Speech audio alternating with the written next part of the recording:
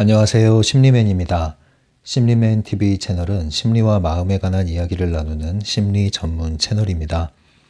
오늘도 리얼리티 트랜서핑 제2권 강독 계속 이어나갈게요.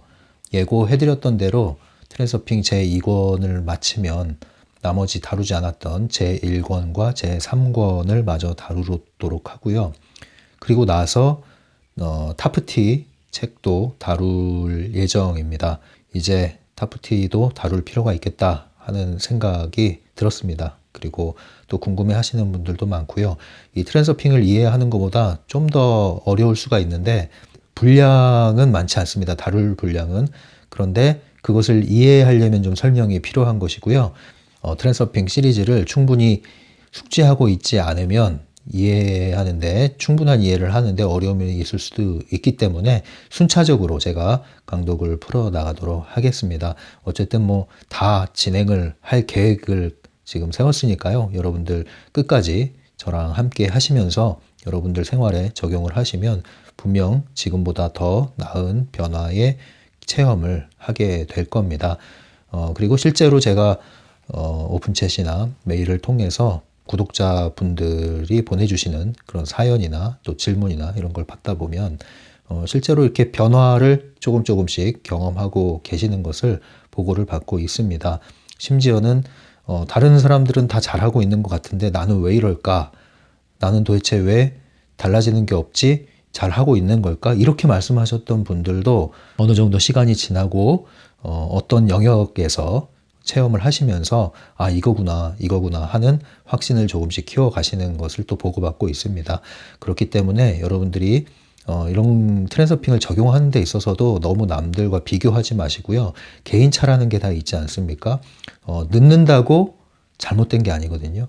빠르다고 좋을 것 같지만 그것만도 또 아니거든요. 항상 자기만의 그 시간이 있습니다. 꽃이 피려면 똑같은 날 똑같은 시간에 꽃이 한꺼번에 피는 게 아니잖아요. 같은 꽃을 심어놔도 똑같은 씨앗을 같은 날 뿌려놔도 꽃이 피는 것은 차이가 있습니다. 좀 빨리 핀다고 좀 늦게 핀다고 우리는 차별하지 않잖아요. 그것을 잘못됐다고 하지 않잖아요. 그러니까 걱정하지 마십시오. 다 자신의 때가 있습니다. 그 때를 위해서 준비할 뿐이죠. 그러나 준비하는 것이 괴롭거나 고행이 되어서는 안 됩니다. 왜냐하면 꽃이라는 것은 꽃을 피운 순간만이 아름다운 게 아니라 씨앗을 심은 순간부터 그 꽃은 고귀한 겁니다. 그러니까 여러분들이 변화의 길을 가는 과정에서 어떤 변화라는 것을 특정한 모습을 상정해서 그 문을 열고 들어가지 않는 한 나는 변화되지 않은 거야. 이런 식으로 이분법적으로 생각하지 마시고요. 스스로를 먼저 받아들이고 인정하고 존중하는 것, 사랑해 주는 것. 여기서부터가 변화의 시작이고요. 그러한 마음으로 변화의 길을 갈 때 매일매일이 소중하면서도 즐겁고 뿌듯해지는 겁니다. 그러니까 자기의 지금까지의 모습과 지금 현재의 모습을 부정하고 부인하고 자신을 괴롭히지 마시고요. 자기 자신을 더 허용해 주시고 더 존중해 주시면 좋겠다 이런 말씀을 드리고 싶습니다. 208페이지에 왔는데요. 오늘도 계속 이 목표에 대한 이야기의 연장인데요. 지난 시간에 타인의 목표에 대해서 이야기했잖아요. 오늘 제목 먼저 보시면 고정관념 깨기입니다. 이 고정관념이라는 말을 들으면 여러분들 어떤 게 떠오르십니까?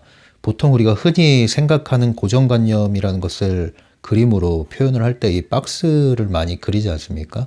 그래서 상자 밖으로 나가라, 이런 고정관념을 벗어나라, 이렇게 이야기를 하는데요. 이 상자를 떠올리면 또 여러분들 트랜서핑 앞서서 다뤘던 주제가 떠오르십니까? 상자 안에 갇힌 영혼 기억나시죠? 그래서 이 상자 안에 여러분들의 영혼이 질식사할 정도로 갇혀 있다는 건데 이 상자가 바로 펜듈럼이 만들어 놓은 고정관념의 상자라고 했죠. 그래서 이 상자를 벗어나는 것, 고정관념을 벗어난다고 했을 때 여기서 말하는 고정관념은 그 펜듈럼의 영향을 이야기하는 것입니다. 펜듈럼이 우리에게 주입한 것들, 한두 개가 아닙니다. 사실 기본적으로 우리가 느끼는 것들, 경험하는 것들, 생각하는 것들, 당연하다고 여기는 모든 것들은 거의 대부분이 펜듈럼으로부터 나온 것이라고 봐도 무방하지 않을 정도고요. 그렇기 때문에 내가 지금 당연하게 생각하고 받아들이고 심지어 신념을 갖고 살아오는 그러한 모든 관념들은 영혼의 소리를 듣지 못하게 방해하는 것이다. 진실이 아닐 수도 있다. 심지어 거짓일 수도 있다. 이런 것들에 대한 전제를 갖고 계셔야 된다는 겁니다. 지금 당장 이것이 고정관념이었구나 라고 깨닫지 못하시더라도 이것이 전부가 아니다라는 가정을 하시는 게 필요합니다. 적어도 이것부터 해 놓으셔야 이것이 진실이 드러날 수 있는 여지를 두는 거거든요. 문을 조금 열어두는 거거든요. 그럴 때 진실이 이 빗장을 열고 한 줄기 빛으로 들어올 수 있는 것이고요. 한 줄기 빛을 받기 시작하면 그때부터 이 빗장이 열리는 것은 시간 문제입니다. 그래서 우리가 고정관념에 대해서 이야기할 때 고정관념을 부수자, 깨고 나오자 이렇게 구호를 외친다고 되는 게 아니라요. 일단은 이 내 마음 안에 있는 큰 전제, 가정 이거 자체를 바꾸는 게 필요한데 그게 바로 이것이 전부가 아니다. 내가 틀릴 수도 있다. 내가 알고 있는 게 전부가 아니다. 이보다 더 나을 수 있다. 이 생각을 하셔야 되는 거예요. 이보다 더 나은 것이 있다. 이보다 더 좋아질 수 있다. 내가 틀릴 수도 있다. 그 가정을 1%의 문이라도 열어놓는 방식의 가정을 하시라는 거예요. 이 정도만 오늘 여러분들이 시작을 하셔도 도움이 많이 되실 거예요. 왜냐하면 대부분은 심지어 평생토록 이러한 고정관념 안에 철저히 갇혀서 삽니다. 이거 보고 이제 고집 또는 아집이라고 그러죠. 편견이라고도 하고 여러 가지 얘기를 하죠. 여러분들 고정관념이 굳어 있고요. 또 그러한 굳어 있는 고정관념이 심지어 왜곡돼 있을 때 그게 얼마나 삶을 피곤하게 만드는지 아십니까? 자기 자신의 삶을 피폐하게 만들 뿐 아니라 불필요한 스트레스를 만들어낼 뿐 아니라 인생을 고행길로 만들 뿐 아니라 다른 사람도 피곤하게 만들어요. 그러한 부모님 밑에서 힘들어하는 그런 자녀로 자라신 분들도 있을 거예요. 그런 경우에 이제 반작용을 일으키는 경우가 많이 있는데요.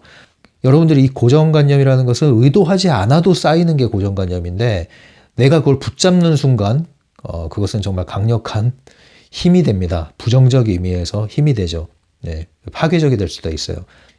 신념은 건강해야 되죠. 예, 신념은 없는 것보다는 있는 게 낫습니다. 일종의 어떤 철학이라는 것, 이런 것들이 삶에 있을 때 지탱을 해주는 뿌리와 같은 역할을 하거든요. 내 삶을 지탱해주는 뿌리와 같은 역할 또는 우리가 어떤 것을 평가하고 판단할 때 시금석 같은 역할을 합니다. 그렇기 때문에 없는 것보다 있는 게 낫지만 이것이 바르고 건강하고 합당하고 합리적이어야 그 결과가 옳은 결과가 나오겠죠. 그래서 이런 것들은 하루아침에 무조건 남의 말을 듣고 수용하는 것이 아니라 끊임없이 다듬어가는 겁니다. 끊임없이 다듬어가기 위해서는 이렇게 관념을 굳은 상태로 놔두지 마시고 끊임없이 배우는 자세, 이것이 바로 빗장을 열고 지내는 거죠.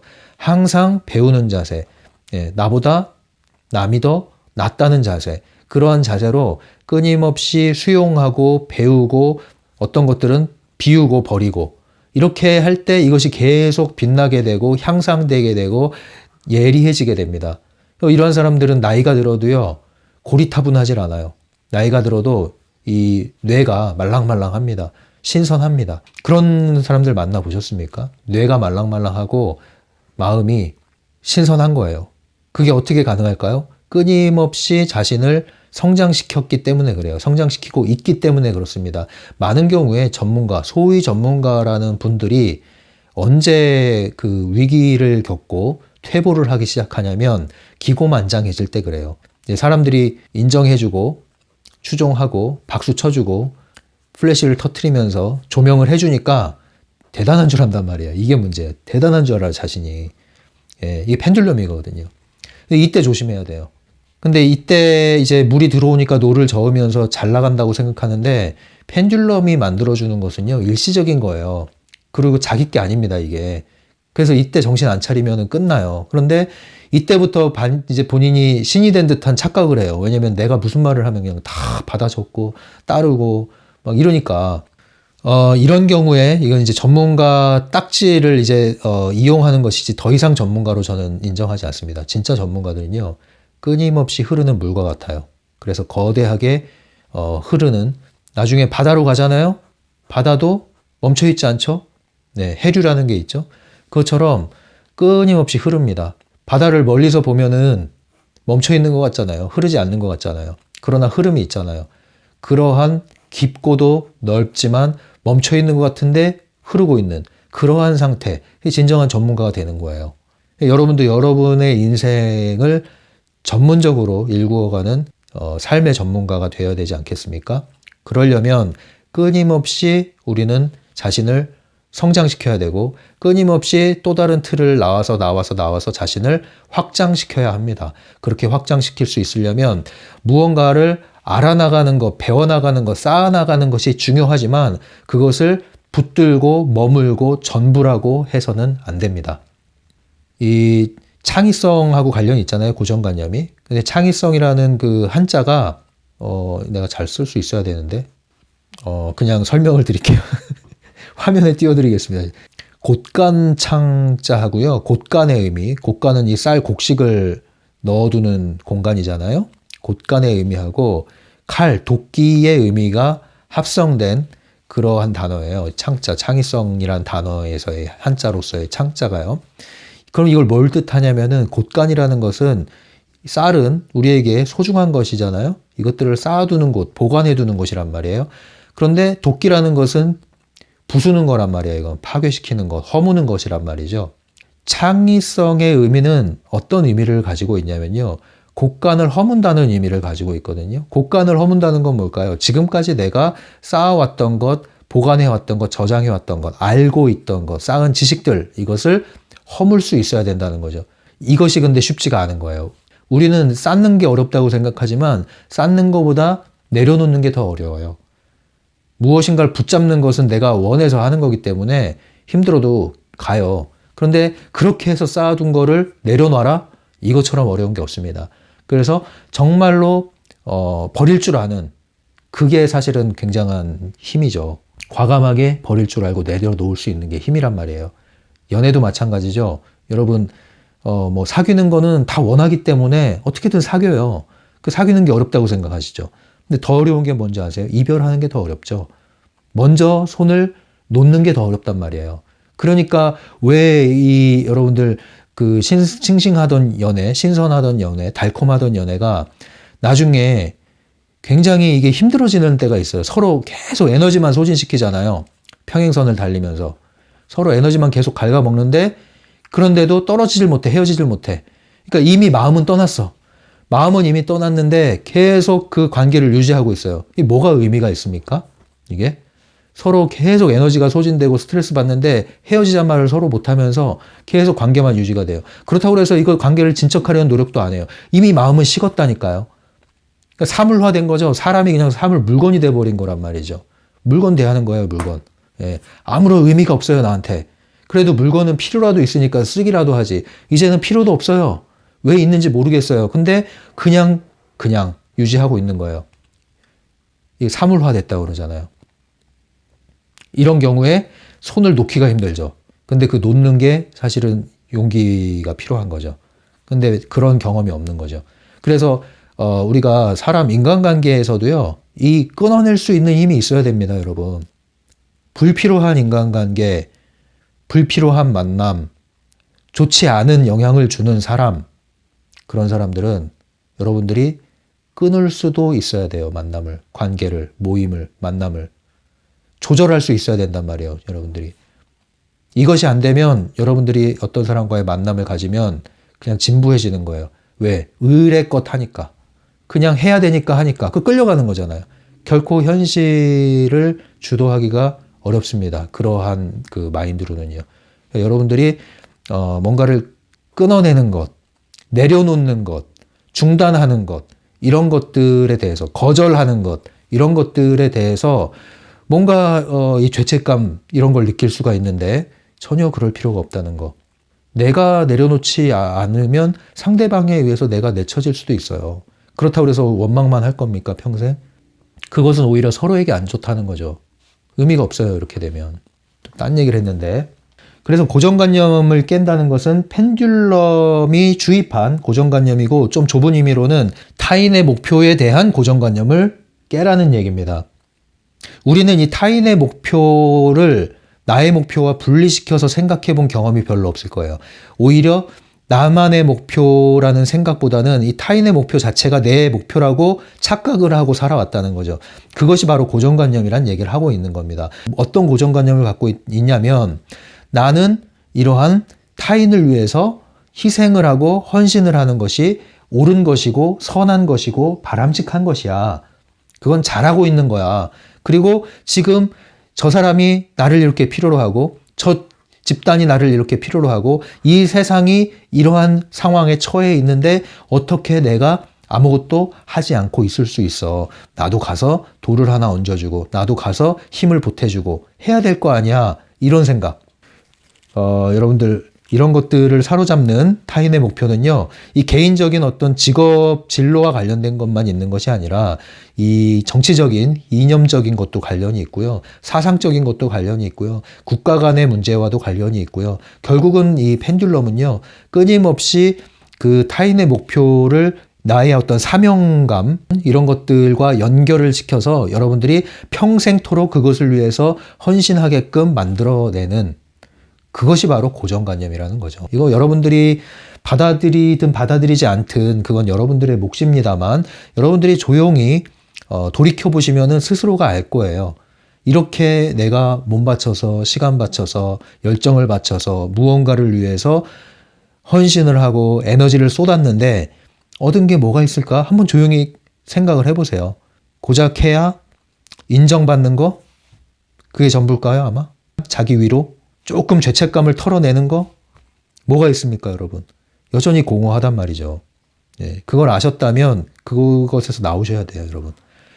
이걸 또 오해하셔가지고 우리는 그럼 전혀 다른 사람을 도우면 안 됩니까? 그 얘기가 아니라는 거 이제 아시죠? 그런 뜻이 아닙니다.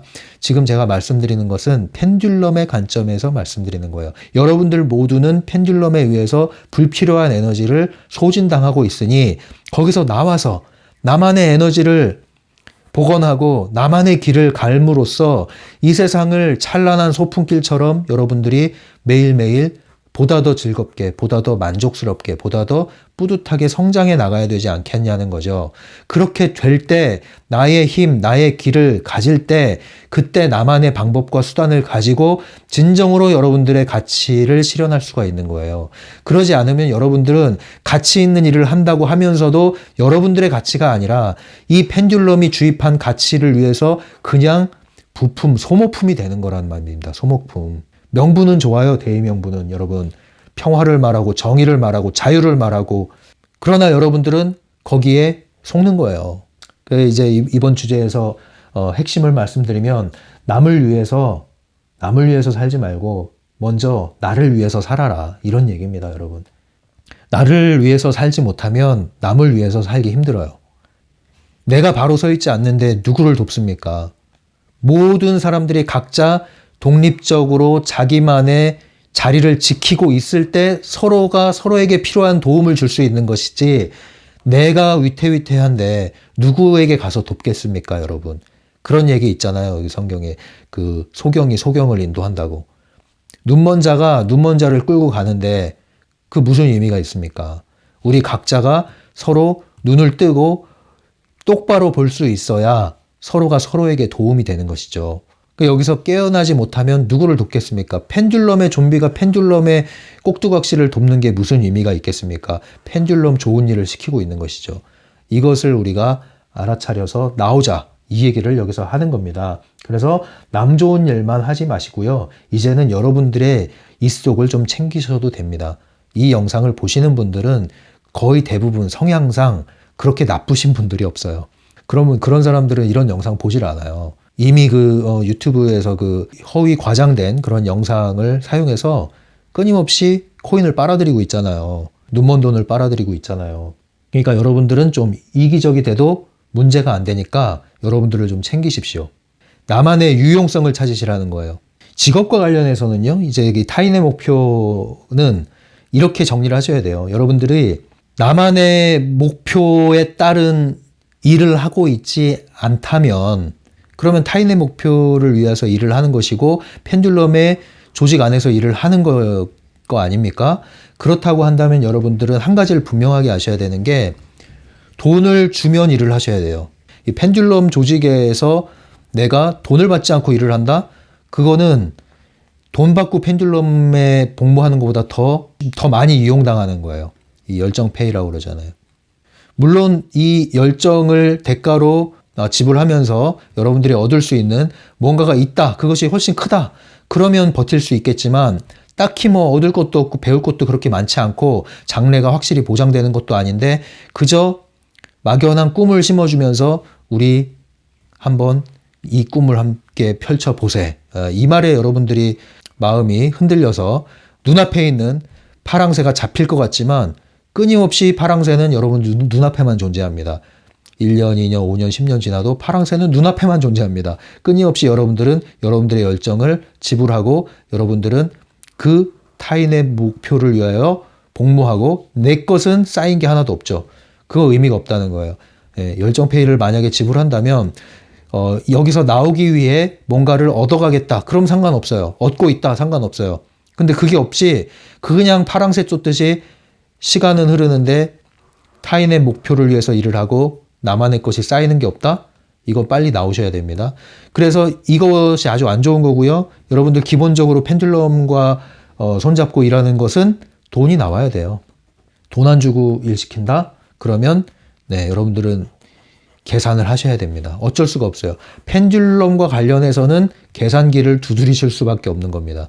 그러나 여러분들 이 안에 머물지 말라는 거죠. 할 수 있다면 나만의 목표로 나오셔야죠. 나만의 목표는 계산기를 두드릴 필요가 없습니다. 계산기를 두드린다면 타인의 목표예요.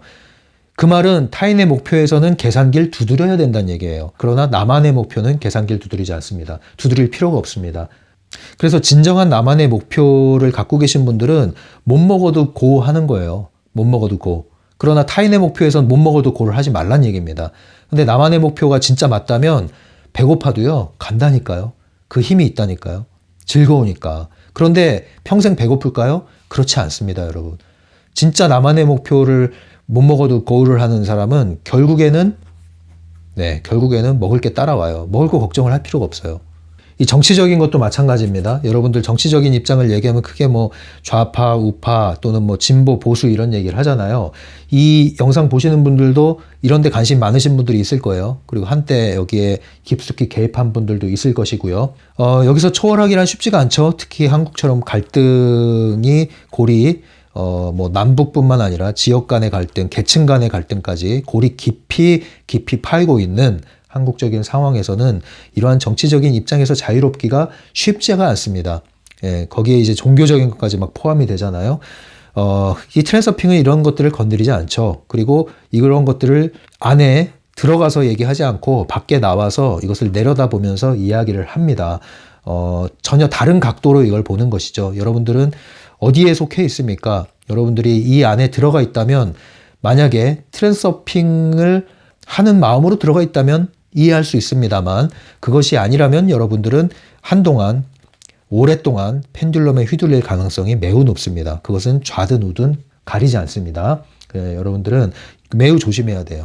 여러분들 특히 신문이나 유튜브 이런 거 관련된 기사를 보실 때 이 댓글을 여러분들이 읽기 시작하면 반응하기가 쉬워지고 반응하기 시작하면 금방 여기에 빠져듭니다. 이것은 여러분들이 웬만하면 건드리지 않는 게 좋습니다.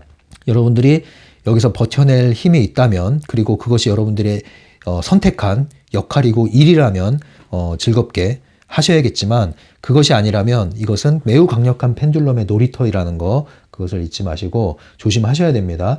이 정치적인 이념적인 이 펜듈럼 안에 들어가게 되면요. 집단 심리, 군중 심리라는 것을 여러분들이 염두를 하셔야 돼요. 또는 영웅 심리, 뭐 단상에 여러분들 사람 하나 딱 올려주면요. 사람이 변해요. 청소년들은 더 쉽게 변해요.